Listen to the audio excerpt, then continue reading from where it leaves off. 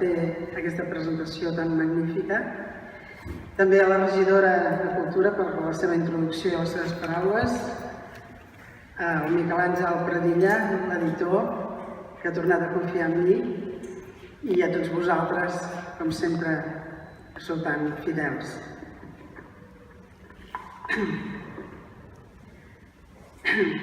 Bé, doncs volia dir unes paraules, ja sabeu que sempre m'agrada puntualitzar algunes coses.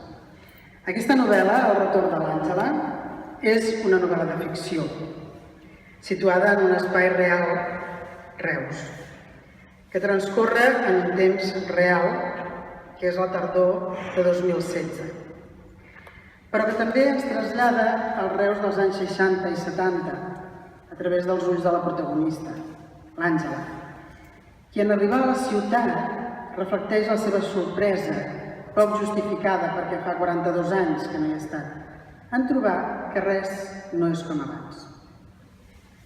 El personatge ha viscut lluny i quan torna per vendre el xalet dels pares, cosa que la desvincularà definitivament amb el seu passat, veu una ciutat canviada, desconeguda. Això dona joc a la trama de la novel·la perquè l'Àngela no tan sols serà conscient de la distorsió del seu record idealitzat de la ciutat, sinó també del trencament amb el món de la infantesa i joventut representat per la casa i el jardí.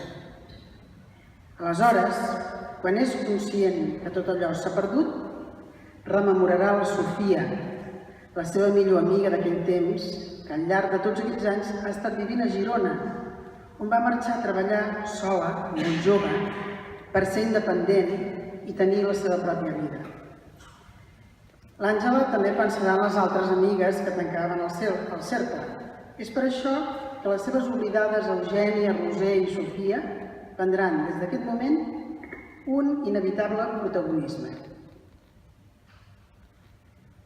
Des del xalet dels pares, l'Àngela inicia el recorregut per la ciutat i va percebent els canvis que hi ha hagut.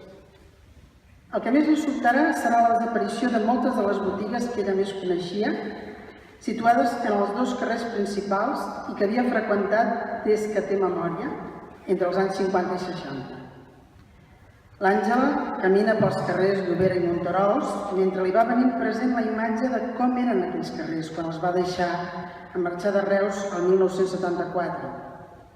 A partir d'aquí, del que recorda, no tractarà de fer un inventari ni de fer el recompte dels establiments que encara resten i dels que ja han desaparegut.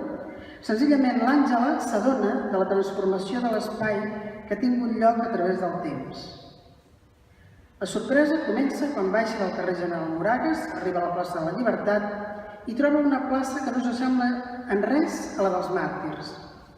Després segueix pel Campanaret i a poc es va conscienciant dels canvis a mesura que va descendint pel carrer Llobera. Va caminant i observa sorpresa, però també desbordada. Veu una mica precipitadament, perquè no acaba de simular-ho tot, algunes botigues de les que resten, però que de moment no pot reconèixer perquè han canviat molt el seu aspecte. Aleshores li venen present moltes botigues on havia entrat anys enrere. Les esmentarà i rememorarà algun dels seus propietaris que ja no hi són i s'adona que ni els fills ni els possibles descendents no han donat continuïtat a l'establiment. Però allò que més la colpeix és que s'adona que el temps transcorre sense aturador i s'emporta allò que qui retorna amb una imatge a la memòria esperant retrobar-la intacta tindrà un desengany, perquè res no roman, res no queda. Tot plegat fa que l'Àngela prengui consciència que aquells carrers, malauradament, no són els mateixos, perquè no s'ha tingut cura de conservar-los. Alguns edificis ensolciats impunement, d'altres substituïts per construccions que no harmonitzen amb el conjunt arquitectònic originari. També es retroba amb uns habitants diferents. Molts dels que hi eren ja no hi són, i els descendents són desconeguts.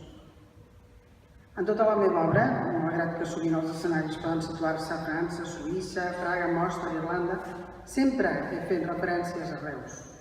Com a punt de partida del protagonista, per exemple, aquella tarda amb la Petxau, descripcions de llocs, de carrers, com el m'entorno al carrer Quieren, on parlo del carrer Jesús dels anys 50 i 60, a Lledari Secret, Borellà, Comtat de Calvados, etc. També he parlat de poblacions properes com Cambrils, Salou, Castellbell, Almoster, Eivissa, Prades, Tarragona.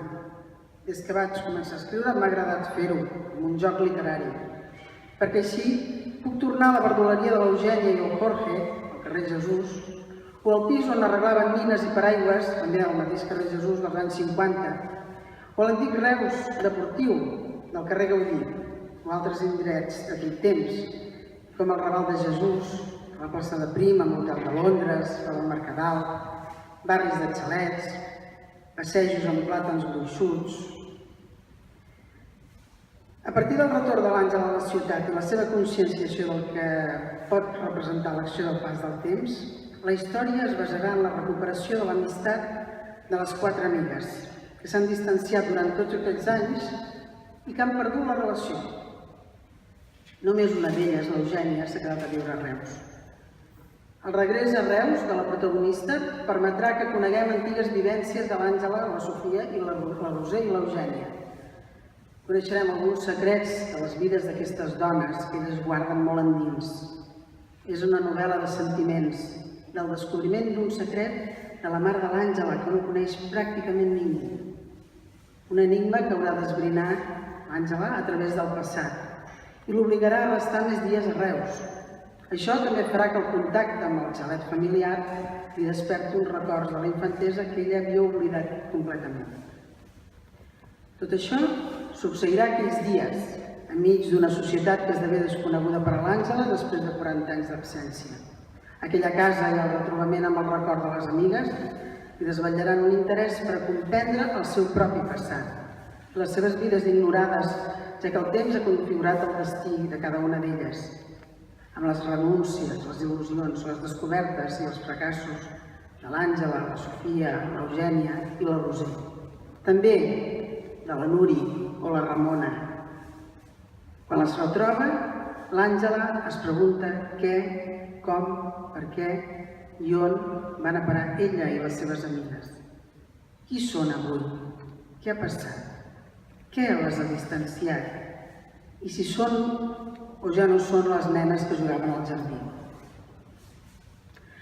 Els lectors es poden sentir identificats amb qualsevol d'elles, endinsant-se en les percepcions d'aquests personatges, en les seves actituds, de vegades misterioses, en les seves angoixes, en els seus somnis, en les seves pors, les seves inseguretats. Una novel·la de dones, també des de la percepció dels homes. No tan sols les dones i els homes són els protagonistes, hi ha un personatge essencial, el jardí. Un jardí que s'ha fet vell, que ha mantingut durant tots aquells anys de solitud la memòria dels moments viscuts, amb aquells que ja no hi són o que han crescut i l'espontanell i la puresa de la infantesa. Marcel Proust considerava que en l'escriptura el fet d'utilitzar el pretèrit imperfecte indicatiu és una font inesgotable de tristeses misterioses.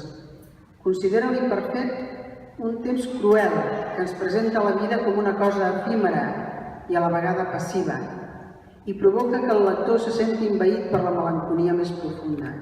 De fet, qui no n'ha sentit quan gira els ulls cap al passat? El llimoner està content. La Nuri feia llimonada a l'estiu amb els seus fruits les tardes de més calor. Treia la gerra de cristall amb una pala de fusta quan les nenes jugaven a cuinetes i barrejava la mel amb l'aigua fresca del pou i tot el suc de les seves llimones. N'estava molt orgullós.